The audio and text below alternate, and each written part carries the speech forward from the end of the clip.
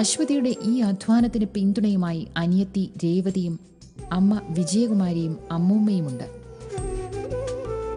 കയ്പ് നിറഞ്ഞതായിരുന്നു അശ്വതിയുടെ ബാല്യവും കൗമാരവുമൊക്കെ. ചെറുപ്പത്തിലെ ഉപേക്ഷിച്ചു പോയ അച്ഛൻ്റെ ഓർമ്മകൾ അശ്വതിയിൽ കുറവാണ്. മക്കളെ നല്ല നിലയിൽ വളർത്താൻ പിന്നെ അമ്മയ്ക്ക് വീട്ടുജോലിക്ക് പോകേണ്ടി വന്നു. ഏറെ കഷ്ടപ്പെട്ടു. പക്ഷെ ആ കഷ്ടപ്പാട് വൃഥാവിലായില്ല. ഈ അനുഭവങ്ങൾ അവളെ ഒരു കരുത്തുറ്റ സ്ത്രീയാക്കി മാറ്റി. എനിക്കൊരു റോൾ മോഡൽ എന്ന് പറയുമ്പോൾ എപ്പോഴും അമ്മ തന്നെയാണ്. അങ്ങനെ പുറത്തുനിന്ന് ഒരു പുസ്തകം വായിച്ചോ അല്ലെങ്കിൽ മറ്റുള്ളവരെ എനിക്ക് അങ്ങനെ ഒരു ഇൻസ്പിറേഷൻ വേണ്ട. എൻ്റെ അമ്മയും അമ്മൂമ്മയും ഇവരൊക്കെ തന്നെയാണ്. എനിക്കൊരു പ്രോബ്ലം വരുമ്പോൾ ഞാൻ ഫസ്റ്റ് ചിന്തിക്കുന്നത് ഇവരെക്കുറിച്ചാണ്.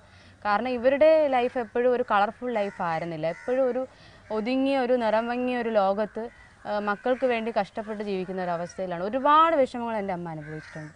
അപ്പോൾ അതുകൊണ്ട് തന്നെ അതിലൂടെ എനിക്ക് കിട്ടിയ ഒരു പോസിറ്റീവ് എനർജി, ജീവിതത്തിൽ എന്തും നേരിടണം എന്നുള്ളൊരു പോസിറ്റീവ് എനർജി അതിലൂടെ കിട്ടിയ, ഞാൻ സ്വന്തം കാലിൽ നിൽക്കുമ്പോൾ എന്തെങ്കിലും മറ്റുള്ളവർക്ക് വേണ്ടി ചെയ്യണം എന്നുള്ള, അതൊക്കെയാണ് ഇന്നിപ്പോൾ ഈ ഒരു തെരുവിലേക്ക് ഇറങ്ങാനുള്ള ഒരു പ്രചോദനമായിട്ട് എനിക്ക് തോന്നുന്നത്.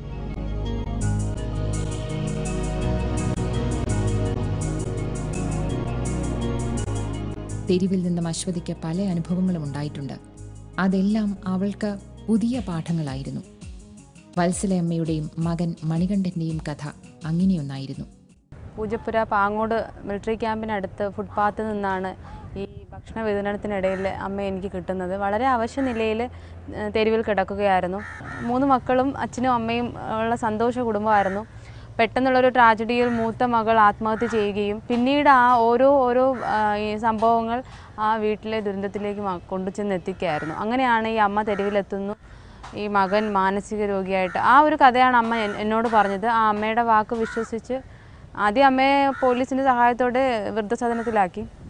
അവിടെ നിന്ന് അമ്മ പറഞ്ഞ വാക്ക്, ആ ഒരു വാക്ക് മാത്രമേ, അത് മാത്രം വിശ്വസിച്ചായിരുന്നു ഇവിടെ നാഗർകോവിലേക്ക് ഞാനും എൻ്റെ സിസ്റ്ററും പോയി അവിടെ ചെന്ന് കുറേ ബുദ്ധിമുട്ടിയെങ്കിലും അവിടുത്തെ പോലീസിൻ്റെ സഹായത്തോടെ ആ വീട് കണ്ടെത്തി. പക്ഷേ അമ്മ പറഞ്ഞ സത്യമായിരുന്നു. പേടിപ്പിക്കുന്ന ഒരവസ്ഥയായിരുന്നു. ഒരു പ്രേതാലയം പോലുള്ള വീട്ടിനകത്ത് 38 വയസ്സുള്ള ഒരു മണികണ്ഠൻ എന്ന മകൻ മാത്രമേ ഉള്ളൂ. എത്രയോ നാളായി ഭക്ഷണമൊന്നും കഴിക്കാതെ മാനസിക നില തെറ്റിയ അവസ്ഥയിലായിരുന്നു. അപ്പോൾ എന്തായാലും മകന് ചികിത്സ ആവശ്യമാണെങ്കിൽ മാത്രമേ ആ ഒരു വീട്ടിലൊരു തണൽ ആവശ്യമാണ്.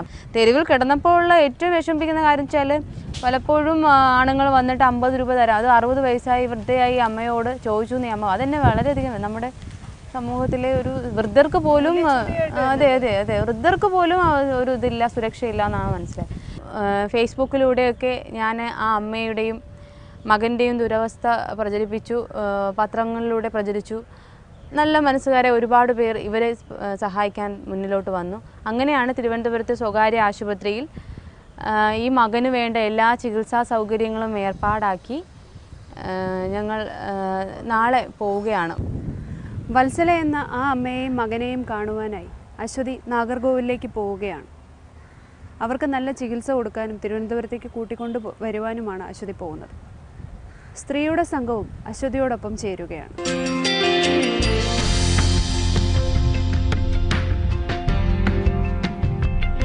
നാഗർകോവിലിലേക്കുള്ള ആ യാത്രയിൽ അശ്വതിയുടെ മനസ്സു നിറയെ പ്രതീക്ഷകളായിരുന്നു. ഞങ്ങളുടെയും. നാശോന്മുഖമായ കുടുംബത്തിന്റെ ദയനീയമായ ഒരവസ്ഥയാണ് അശ്വതിയിൽ നിന്നും ഞങ്ങൾ അറിഞ്ഞത്. സ്വത്തുക്കൾ ഏറെ ഉണ്ടായിട്ടും ഒന്നും അനുഭവിക്കാൻ യോഗമില്ലാത്ത ഒരു പാവം സ്ത്രീയുടെ കഥ കേട്ടപ്പോൾ അശ്വതിയുടെ ഈ യാത്ര ഫലവത്താകട്ടെ എന്ന് പ്രാർത്ഥിച്ചു. പിന്നീടുണ്ടായ സംഭവവികാസങ്ങൾ ഇങ്ങനെ.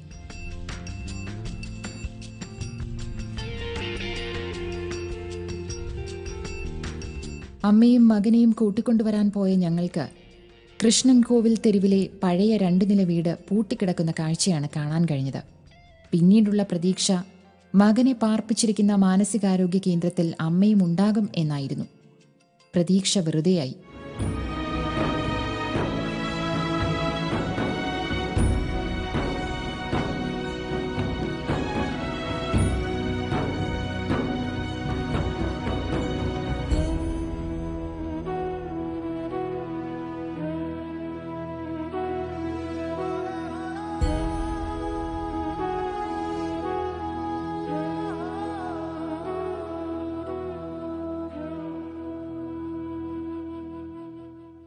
அந்த அட்ரஸ் தான் நம்பர் தான் வந்தாங்க. ஆமா ஆமா இவங்க வேற ஏதாவது அட்ரஸ் கொடுத்தாங்க, வேற டோர் நம்பர் மாத்தி கொடுத்தாங்க. அம்மா வந்தாங்களா?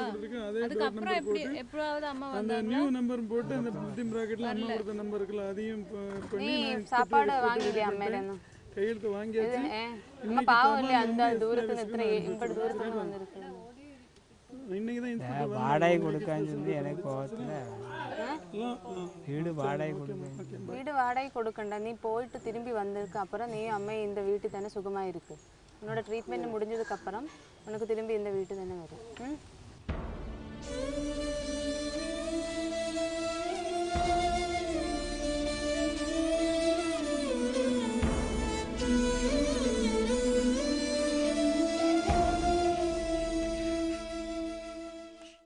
He is a very good worker who works with, spinning of chairs, seats and back, and cots, plastic chairs, bamboo chairs and all.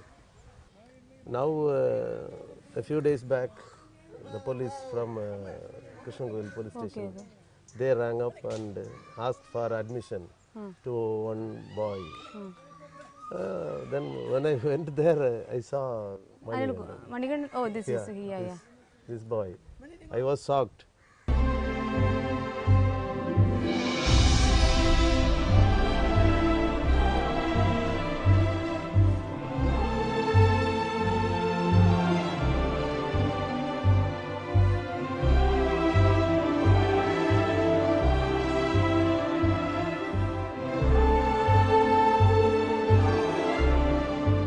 അവിടെ നിന്നും ഇറങ്ങിയ ഞങ്ങൾ നാഗർകോവിലിലെ മുക്കിലും മൂലയിലും അമ്മയെ തിരക്കി ഇറങ്ങി. ബസ് സ്റ്റാൻഡുകൾ, ക്ഷേത്രങ്ങൾ, അങ്ങനെ പോകാൻ സാധ്യതയുള്ള എല്ലായിടങ്ങളിലും പകൽ കഴിഞ്ഞ് രാത്രിയിലേക്ക് നീണ്ട അന്വേഷണം.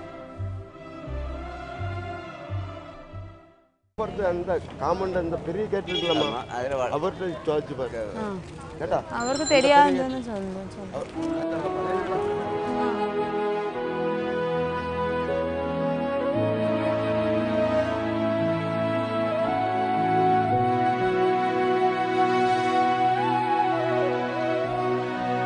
പക്ഷേ എല്ലാ അന്വേഷണങ്ങളും വെറുതെയായി. നിരാശ പല മുഖങ്ങളിലും നിഴലിച്ചു. എങ്കിലും അപ്പോഴും എവിടെയോ പ്രതീക്ഷയുടെ ഒരു ചെറിയ നാളം അശ്വതിയുടെ മനസ്സിലുണ്ടായിരുന്നു.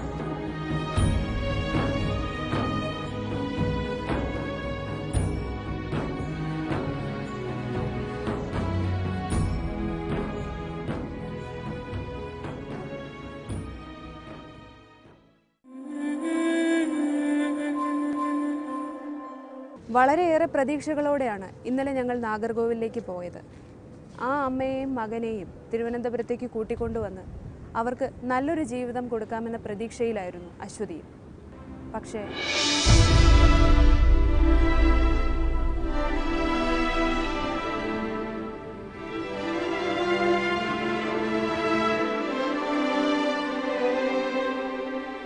തിരുവനന്തപുരത്തെ ഒരു ഹോസ്പിറ്റലിൽ എല്ലാ സൗകര്യങ്ങളും ഈ മകനും അമ്മയ്ക്കും വേണ്ടി ചെയ്ത് കഴിഞ്ഞിരുന്നു. തിരിച്ച് അവിടെ ചെന്നപ്പോഴാണല്ലോ അമ്മയില്ലാതെ ഇവിടെ കൊണ്ടുവന്നു കഴിഞ്ഞാൽ തന്നെയും മണികണ്ഠൻ്റെ മാനസിക നിലയും പ്രശ്നമാണ്. അതിനായിരുന്നു പോയത്, പക്ഷെ അത് നടന്നില്ല. ഇപ്പോൾ എന്താണ് ഈ ഒരു ശ്രമം ഇവിടെ വെച്ച് ഉപേക്ഷിക്കുകയാണോ അശ്വതി? ഇനി വീണ്ടും ഇതിനു വേണ്ടി ശ്രമിക്കുമോ? എന്താണ് മനസ്സിലുള്ളത്? ഇല്ല, എനിക്കൊരു ലക്ഷ്യമുണ്ട്. ആ അമ്മയെ തിരിച്ച് കൊണ്ടുവരണം. അത് എന്തായാലും അതിനുവേണ്ടി ശ്രമിക്കാം. അതിനോടൊപ്പം മണികണ്ഠനെ ഒരിക്കലും ഒരു മെൻ്റലി റിട്ടാർഡഡ് കേന്ദ്രത്തിലേക്ക് തള്ളിവിട്ട് ഒരു ജീവിതം കൊടുക്കാൻ ഞാൻ ഒരിക്കലും ആഗ്രഹിക്കുന്നില്ല.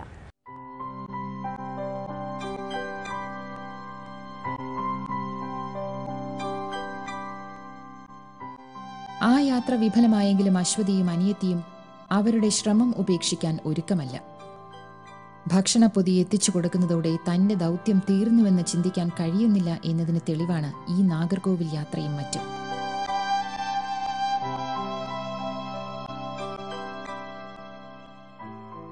നമ്മുടെ തെരുവിൽ പല വിധത്തിലുള്ള ആൾക്കാരുണ്ട്. കംപ്ലീറ്റ് ആയിട്ട് തെറ്റിയവരും, പിന്നെ ഭക്ഷണം പോലും അവർക്ക് ഒരു ഇതല്ലാന്ന്, ആ ഒരു ലോകമേ അല്ല. കുളിക്കുക, ആഹാരം കഴിക്കുക, ദൈനംദിന കർമ്മങ്ങൾ ചെയ്തൊന്നും അല്ല അവരുടെ ലോകം. ഇങ്ങനെ വേറൊരു ലോകത്ത് ജീവിക്കുന്നവരുണ്ട്. ഒരിക്കലും എൻ്റെ ഇങ്ങനെ ആഹാരം കൊടുക്കുമ്പോൾ മുഖത്ത് തുപ്പിത്തന്നൊരവസ്ഥ വരെ ഉണ്ട്. പൊതി തികയാതെ വന്നപ്പോൾ ഭക്ഷണത്തിന് വേണ്ടി അടികൂടിയ ഒരവസ്ഥ.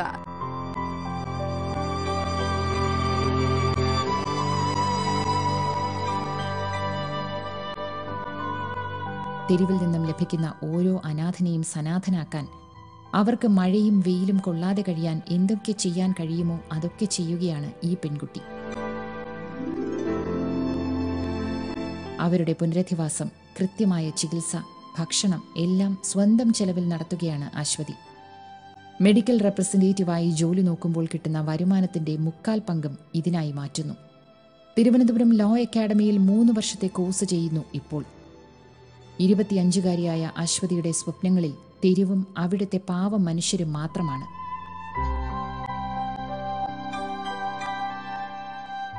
മാനസിക നില തെറ്റിയ അവസ്ഥയിൽ പോലും ഞാനെന്ന വ്യക്തിയെ അവർ പ്രതീക്ഷയോടെ കാത്തിരിക്കുന്നു പിന്നീടുള്ള ദിവസങ്ങൾ. അതായിരുന്നു എൻ്റെ പ്രവർത്തനത്തിൽ ഏറ്റവും വലിയ വിജയം എന്ന് പറയുന്നത്.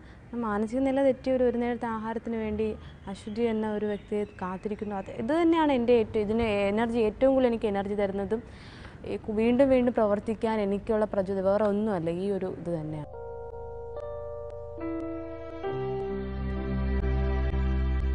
വിവാഹം എന്നത് ഒരു വിദൂര സ്വപ്നം പോലെയാണ് അശ്വതിക്ക്.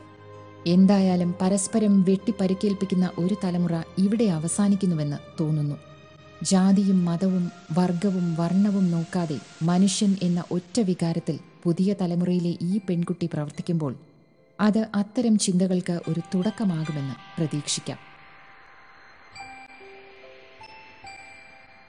എനിക്ക് ഇപ്പോൾ ഒരു കൊടും ക്രൂരനോ ദുഷ്ടനോ ആരും ആകട്ടെ, ആൾക്ക് ഒരു അത്യാവശ്യ ഘട്ടത്തിൽ ഒരു സഹായം വേണമെന്നുണ്ടെങ്കിൽ അത് ഒരു മനുഷ്യനാണോ എന്നത് മാത്രമേ ഉള്ളൂ. അവിടെ ഒരു നോർത്ത് ഇന്ത്യൻ ആണോ സൗത്ത് ഇന്ത്യൻ ആണോ ഏത് മതമാണോ ഒന്നും അവിടെ പ്രസക്തിയില്ല.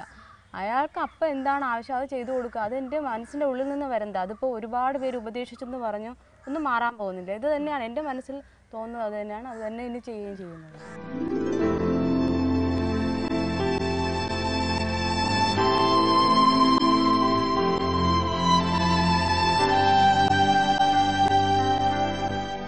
അശ്വതിയുടെ സ്വപ്നങ്ങളൊക്കെയും സഫലമാകട്ടെ എന്ന് നമുക്ക് പ്രാർത്ഥിക്കാം.